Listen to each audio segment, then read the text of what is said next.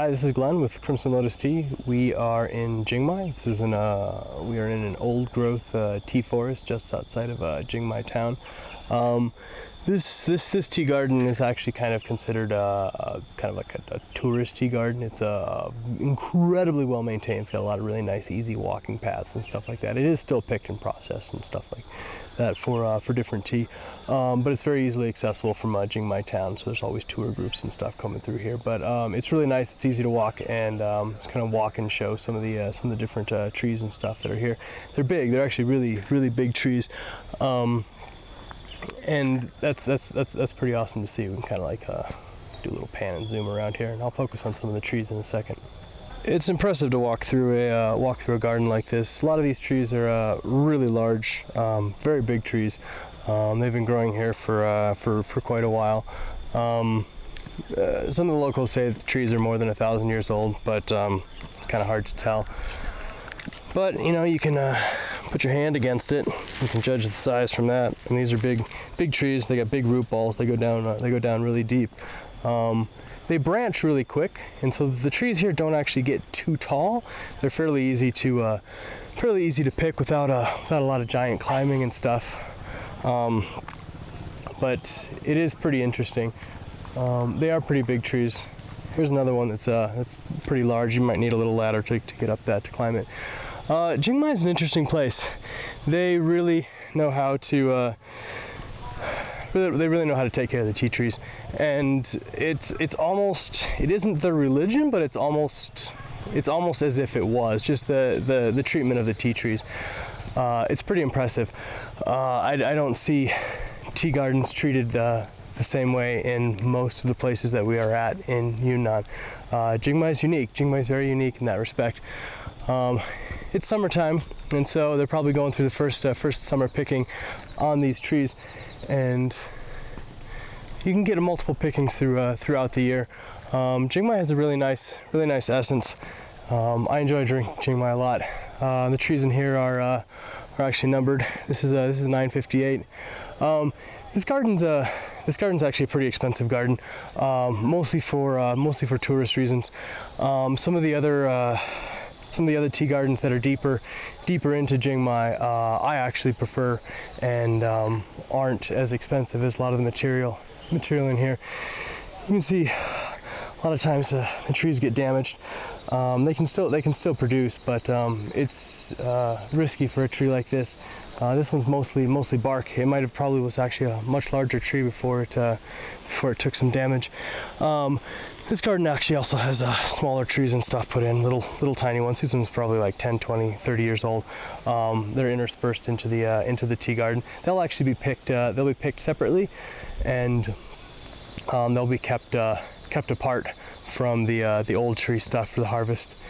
This is Jingmai Village, and actually the village has the name of Jingmai, so this is Jingmai Mountains, Jingmai Village. This is the first major village that you get to, and it's actually pretty cool. It's a pretty small little village, but it kind of has like a very kind of like a resort type feel, almost like a ski mountain town in the middle of summer or something like that. They've done a lot to the place. There's even there's like cell phone shops and different stores and all sorts of little shops. Tons of places you can actually stay. A lot of little tea shops and things in different little corners and stuff. And it's pretty cool. But the real stuff happens much further back up into the mountains, and so that's usually where we spend most of our time. I actually have only stayed here once or twice, but it's pretty awesome. Really nice people. They do some tea processing and production down here too. This is a typical Jingmai ecological garden. Ecological means that the plants are allowed to continue growing. They're not generally trimmed. Some places trim, but the general idea is that they're not trimmed. They're allowed to continue to grow. Pesticides are forbidden. Fertilizer is forbidden, although sometimes it will sprinkle some chicken poop and stuff like that around. But the idea is to, in the future, to recreate the amazing like old growth tea forests like we just saw. I'm going to zoom around in here and show you a little bit of what they look like. The trees can actually be of a somewhat decent size. This one here was the one I was just standing next to. It's actually just about as tall as I am. The root structures, I mean, the trunk structure is not huge, but this tree is probably between 50 and 100 years old, if I had to guess. So you can see that they actually have things terraced to make it easier to work and plant on the hillside. And this is pretty large. Which is these gardens just go forever. But you can see there's a lot of big trees, a lot of other trees that are planted in the area.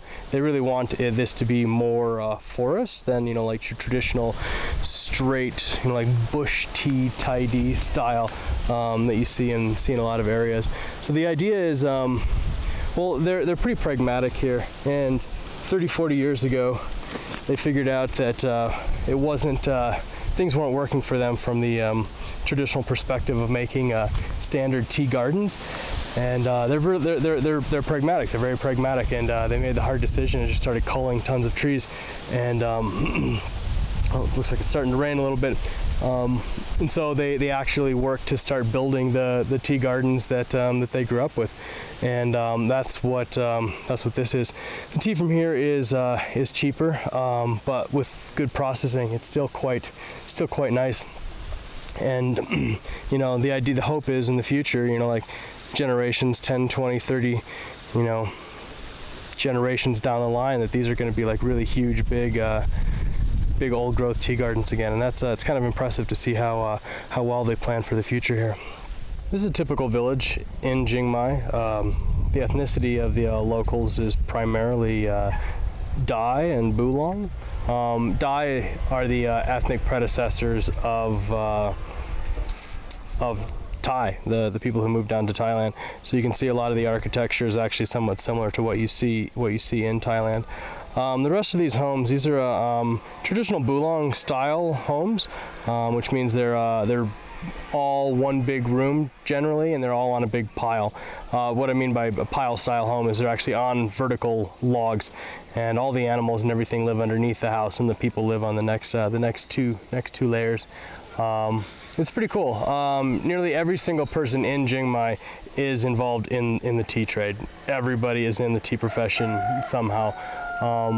You can even see on some of the houses there may be some tea drying areas and stuff like that. So this is where they'd actually do the tea drying and stuff. So they'd go up into the hills and they'd pick and they'd bring it back here, and then they process it and they do the sun drying here. So they don't do it too often, but occasionally they do transplant entire gardens. So they're moving a new garden, and this is there's a lot of trees here. So each of these bundles that are getting ready to be transplanted is 100 trees per bundle, and there's about 30 of them. So that they're transplanting 3,000 trees. Rough success rate is about 80% from what they say. The root balls are actually still pretty big for the trees. They kind of go pretty deep down into here. They're just kind of temporarily placed under here. And so yeah, each of those bundles has 100. We're going to help them plant some of them. And these trees are just pretty small, pretty young, maybe just like 2 or 3 years old. After transplanting, it'll take them about a year, 2 years before they're ready to be picked. So we're going to go and help them plant these. So this area has already been prepared. It was burnt down, give some extra nutrition into the soil, and we start at the top and plant our way down. Their only tool is a simple spike. Drive a large hole into the ground.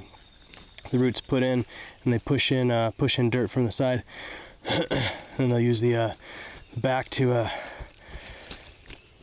pack the dirt in, and in a couple years you can harvest these trees.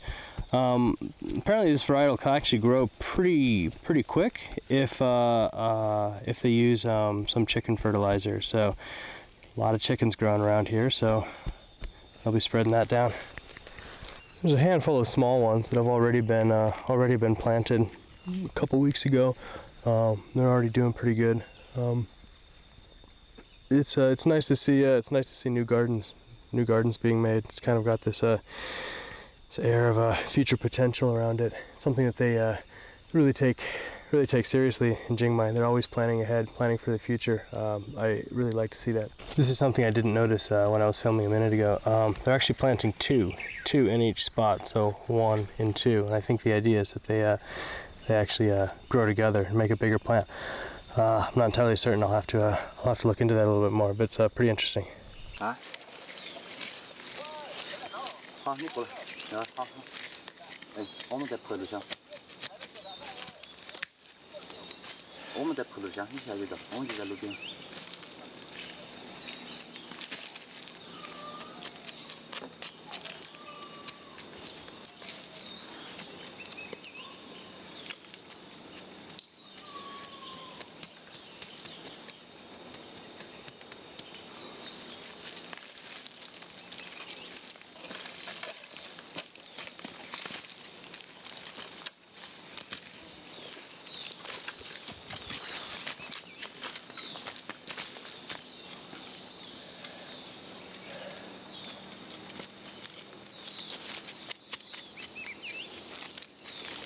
It's really hard to capture the beauty of Jingmai. It's absolutely incredible. Probably one of the most beautiful places I've ever been in the world. Getting to come here every year is just a real pleasure. It's amazing to think that we can consume a product that was grown in such a place as gorgeous as this. We're on our way out of Jingmai now, but if you're heading in, this is the very first thing that you see. There is this checkpoint right here.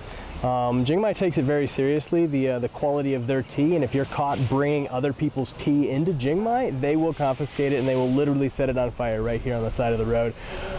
So they actually have some sort of a kind of like a tea quarantine. We've had to stick some of our tea into there before. If you're bringing more than samples and stuff, and they'll inspect every vehicle, and I'll show you a little video of that. If you're bringing more than just a couple samples, you actually have to put your tea into quarantine, and so they'll mark what you've got and who's got it and mark it and tape it up and put seals and stuff on it, and then you can get it when you come back out. Like I said, we've had to do that a couple of times, and they're always it's pretty honest about it, and it's kind of cool. It's kind of cool to see that, to kind of see a place like that respecting the integrity of their tea. I'm going to show you a video of the river. It's called the Black River. Basically, this is what defines the border between Jingmai and the rest of the area. And so these are the guys that actually protect the bridge getting into Jingmai. You don't get in without their permission. This is it. This is the bridge over the Black River. You got Jingmai is on that side. So you cross that bridge, and it's one of the only paths into Jingmai. So it's pretty easy for them to protect it. So this is it. This is our video of Jingmai. I hope you appreciate the quick little tour. I'm going to leave you with a little video excerpt of a pretty cool spot that we found that was new to us this year. So again, thanks for watching. Like and subscribe, and tune in for more videos as we travel around Yunnan. Thanks. Here's something that you don't see every day. There's a handful of these trees in Jingmai that are actually protected, and they believe that the honeybees that work on these trees are actually deities themselves, and it is really impressive. There's massive, massive, massive honeycombs just growing all over these trees, and it's only just this tree. There's only a couple trees around that are like that.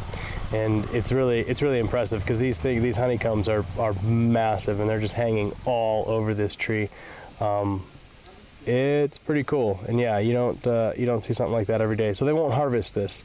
These bees are left alone, and this tree is left alone, and the honey in the honeycomb is left alone. It is protected by the locals. It's hard to tell the scale exactly, but this tree is about 50 meters tall. It's a huge, huge, huge tree, and very cool.